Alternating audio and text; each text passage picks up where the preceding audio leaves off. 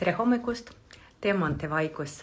Täna on teine päev meie maratoni ja tänase päeva fookus on sellele, et me keskendume iseenda peale ehk koju tagasi tulek. Ja mida see tähendab, et miks me teeme seda praktika, et see aitab meid iseenda juurde tagastada, anda tunda, et ma olen olemas, mul on tunded, ma olen siin. Mina olen olemas.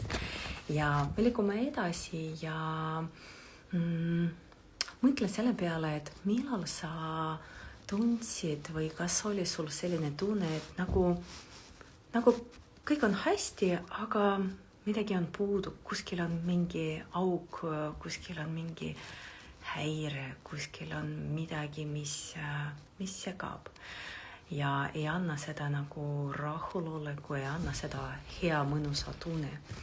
Ja sa oled nagu olemas, aga sind ei ole seal, sind ei ole siin.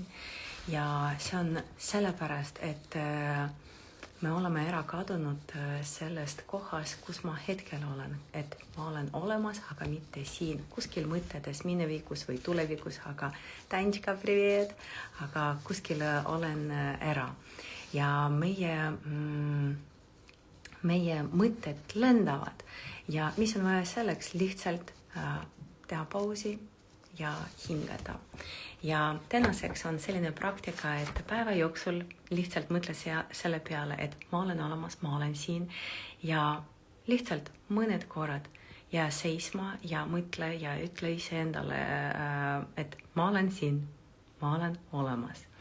Hinga rahulikult ilma mõttedeta 3 minutit. Mõtle selle peale, et ma olen olemas, ma olen siin. Ja päeva lõpus esita endale küsimus, nagu me rääkisime, et iga päev lõpetame sellega, et jälgime, mis ma tunnen. Et esita endale küsimus, et kus täna mina olen iseendaga, kus täna ma tundsin ennast 100%, et ma olen olemas. Ja ma soovin sulle head päeva ja mõnusat päeva ja jääme edasi liikuma koos.